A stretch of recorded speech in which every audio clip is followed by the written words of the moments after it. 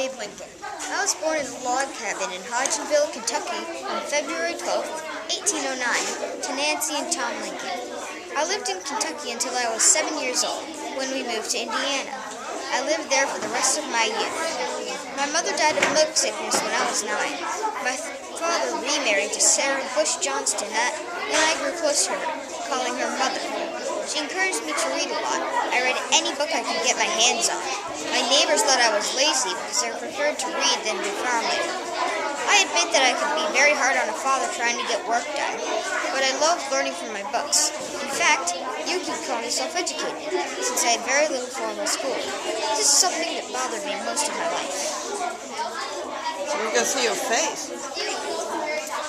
In 1830, when I was 21, my family moved to Illinois for fear of another milk sickness outbreak. I gave my father more months of labor than the law demanded, and after that I felt free to make my own way in the world. I found to work as a hired laborer, just what you might expect any poor man's son to do.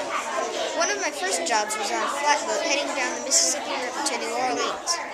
There, I witnessed slavery firsthand. It left quite a big impression on me. After that, I was briefly in the military. I worked as a postmaster in New Salem and then as the county surveyor. In 1832, I ran for the Illinois State Legislature and finally won a seat in 1834. I served 4 terms there. After that first election, I decided to become an attorney.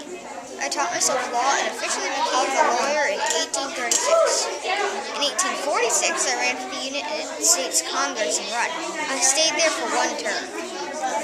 In 1858, I ran against Stephen Douglas for a seat in the United States Senate. I debated him in the 7 Lincoln-Douglas debates. During one of them, I gave my now famous House Divided speech. I said, "A house divided against itself cannot stand. I believe the government cannot endure permanently half slave and half free." I did not win the battle for the Senate, but I gained national attention. People started saying I should run for president. So I did. In 1860, I ran against Stephen Douglas. Again. And this time I won. But some of the slaveholding states withdrew from the Union and tried to form their own country, called the Confederate States of America. I was not happy about this. I believed the country should stay as one. When South Carolina shot at Fort Sumter, I had no choice but to show them who's boss. During the war, I issued the Emancipation Proclamation. Basically, I freed all the slaves in the states at war with the Union.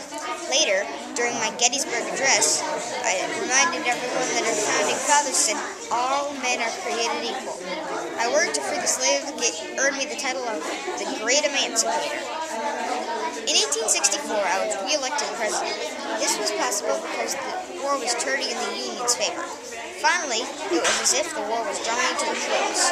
The war ended on April 9th, when General Robert E. Lee surrendered.